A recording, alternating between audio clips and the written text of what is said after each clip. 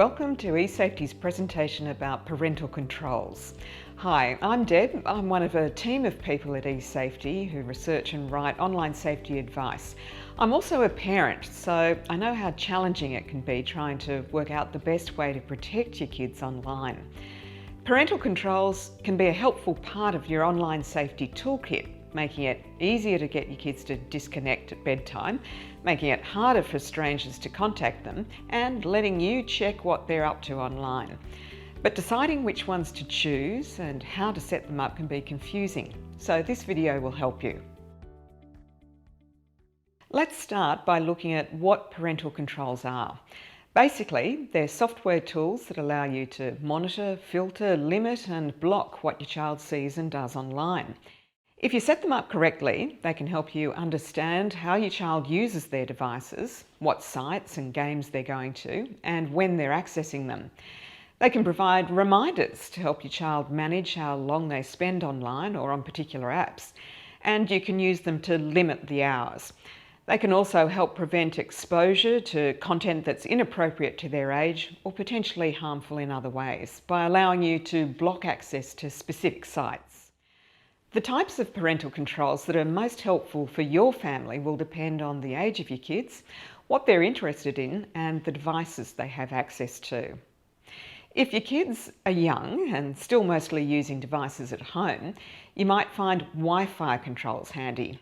They allow you to give limited access to a managed list of websites or block specific sites. So for example, you could prevent anyone using the home Wi-Fi from playing a particular online game. If you set up your child with their own data plan, make sure you check what parental controls that comes with to help you manage online risks. For example, it may allow you to set limits on the time they spend on their device. You can find out about the family-friendly settings available on the actual phone, gaming console or other device by going to the provider website.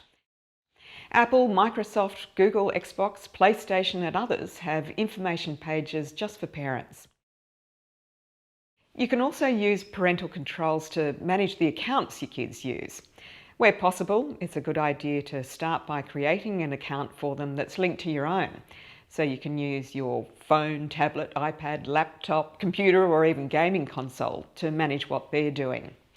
Parental controls in accounts usually allow you to block access to adult websites, limit the use of devices to particular times, manage who your child can phone and message and who can contact them, and limit how much money they can spend online. It's the same for many games and specific apps. TikTok, Roblox, YouTube, Messenger Kids and lots of others have settings to help you make sure young users have safer experiences, so check them out. If you need help or advice, eSafety's Parent Resources page has a step-by-step guide to help you get started. Now, if your child's begging you to download the latest thing that everyone is playing or spending their time on, there are 3 things you should definitely do. First of all, do some research yourself, looking at reviews and checking out the eSafety guide, which includes advice about reporting unsafe content or behaviour and blocking unwanted contact.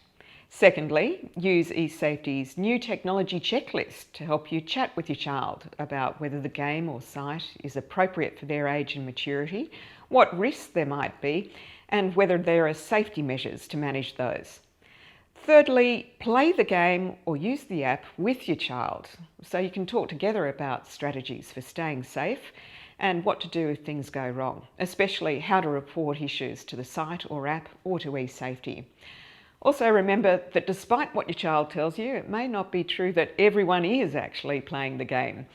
It could be handy to talk with other parents about what their kids are allowed to do, what risks they've noticed, and how they've dealt with them. If they're also finding it difficult to work out, let them know they can visit us at esafety.gov.au for tips and resources. Another good idea, if you have children of different ages with different devices, think about the best parental controls for each child and each device separately.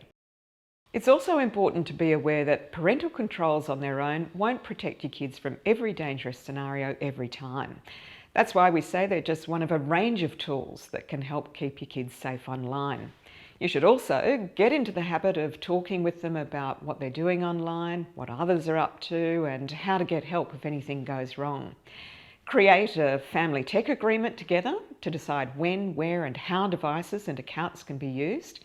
This allows you to have discussions about balancing screen time with other activities in a relaxed and constructive way. Help your child choose sites and apps that support their knowledge, skills and personal growth, while also allowing them to have fun. And check their device settings regularly to see if they've been affected by automatic updates or been changed by your kids themselves.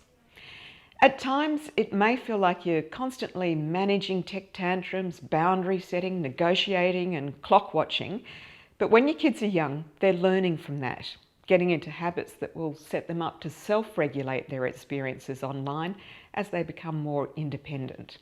Encouraging them to think and talk about online issues and safety strategies nice and early will help them make sensible, positive choices when it's time to go it alone.